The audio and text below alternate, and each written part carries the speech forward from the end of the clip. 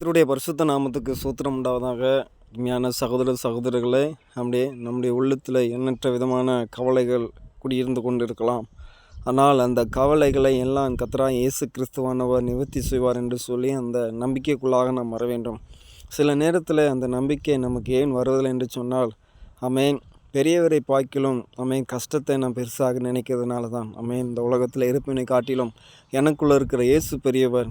இந்த இயேசு பெரியவராக இருக்கின்ற போது என் கவலைகளை மாற்ற அவரால் முடியும், பிரச்சனைகளை மாற்ற அவரால் முடியும் என்று சொல்லி நீங்கள் கர்த்தருக்குள்ளாக நிலைத்திருக்கின்ற போது கர்த்தர் உங்களுக்குள்ளாக, ஏன்னா அப்போஸ்தலனாகிய பவுல் சொல்லும்போது இப்படியாக சொல்கிறார். கலாத்தியர் 2:20 இப்படியாக நம்ம வாசிக்கிறோம். நான் சிலுவையிலே அறையப்பட்டேன், நான் அல்ல, கிறிஸ்துவே எனக்குள்ளே பிழைத்திருக்கிறார் என்று சொல்லி. அப்படி பிழைத்திருக்கிற தேவாதி தேவன் நமக்கு பெரியவராக இருக்கும்போது நம்ம எதை குறித்து கவலைப்பட வேண்டும், எதை குறித்து கவலைப்பட வேண்டிய அவசியமாக இருக்கிறது? நாம் கவலைப்பட வேண்டாம். கர்த்தர் எல்லாவற்றையும் பார்த்து கொள்வார். அவரிடத்தில் நாம் குறைகளை சொல்வோம், அவர் நிவர்த்தி செய்வார். ஆமென்.